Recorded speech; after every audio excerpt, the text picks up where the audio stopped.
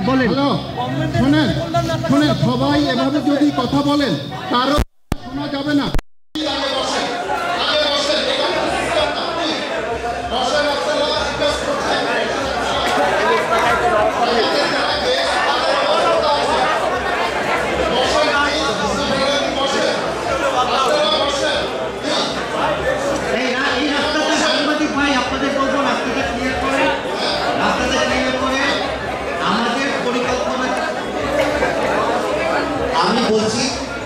আমি বলছি যে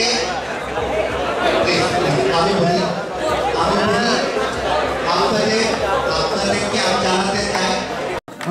হাসনাত, ধন্যবাদ। মাহাদি ভাই, আপনি ক্লোজিং স্পিচটা দিয়ে শেষ করে দেন। ঠিক আছে, সবাই একটু শান্তি বসেন প্লিজ। শোনা যাচ্ছে?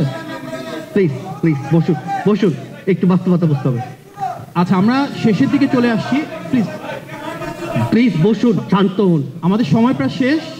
শান্ত হন, আমরা মতামত শুনবো। প্লিজ শান্ত হন, শান্ত হন, শান্ত হন। জি, আচ্ছা, আমরা আপনাদের মতামত শোনার জন্যই এসেছি এবং আমরা গত কয়েকদিন ধরে ভীষণ পরিশ্রম করছি এই প্রোগ্রামটাকে সফল করার জন্য। আপনারা প্লিজ একটু শান্ত হন, প্লিজ। আমরা অনুষ্ঠানের প্রায় শেষ পর্যায়ে চলে এসেছি। দেখুন, একটা বাস্তবতা আমাদের অনুধাবন করতে হবে যে 5ই আগস্টের আগ পর্যন্ত কি ছিল বাংলাদেশের পরিস্থিতি। আজকে আমাদের মাঝে ক্ষুদ্র কিছু বিভাজন থাকতে পারে, আমাদের হয়তো রাজনৈতিক দর্শনে কিছুটা ভিন্নতা থাকতেই পারে, সেটাই স্বাভাবিক। কিন্তু বৃহত্তর পরিসরে আমি বিশ্বাস করি এই অডিটোরিয়ামে আমরা যারা আছি আমাদের সবার একটা বিশাল অ্যালাইনমেন্ট রয়েছে।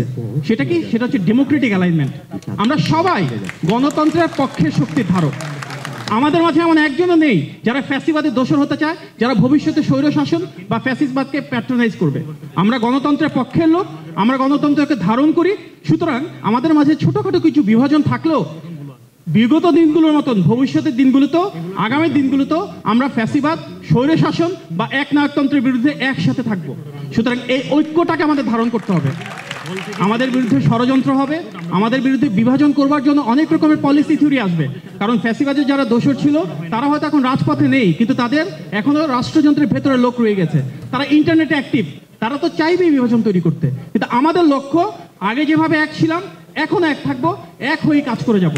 মনে রাখতে হবে যে সংস্কারের প্রস্তাবনা আমাদের দেশনায়ক তারেক রহমান দিয়েছিলেন, সেই সংস্কারটাকে কিন্তু ধারণ করে বর্তমানে এই অন্তর্বর্তী সরকার সংস্কারের কার্যক্রম শুরু করেছে। সুতরাং সংস্কারের ক্ষেত্রে আমাদের কোনো বিভাজন নেই। হয়তো টাইমিং এর দিক দিয়ে আছে, আমরা অনেকেই বলছি যে না, এই সংস্কারগুলো প্রতিপালন করবার জন্য জনগণের ম্যান্ডেট দরকার, ভোটের অধিকারের প্রয়োজন। আবার হয়তো একটি পক্ষ মনে করছে না, ভোটের আগে আমরা অনেকটুকু করতে চাই। এটা খুব ছোট্ট একটা বিষয়।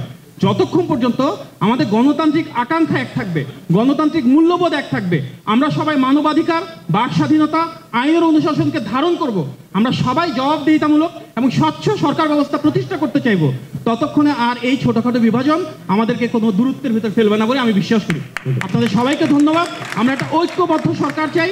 আমরা যে জাতীয় ঐক্যতন্ত্রের কথা বলেছি সেটিকে ধারণ করে সামনের দিকে গিয়ে এই অনুষ্ঠানটাকে ক্লোজ করার জন্য অনুরোধ জানাই। ধন্যবাদ। হ্যাঁ, এরকম বাংলাদেশি চাই যারা সাহসের সাথে এইভাবে কথা বলবে। এরকমই বাংলাদেশি চাই যে আমরা সব কথা শোনার চেষ্টা করব। এরকম বাংলাদেশ আমরা চাই।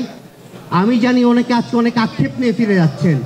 আমরা এই অনুষ্ঠান বারবার আয়োজন করার চেষ্টা করব, বারবার। অনেক ধন্যবাদ আপনাদের সবাইকে। বেনা নিউজের পক্ষ থেকে অনেক অনেক শুভেচ্ছা। ধন্যবাদ।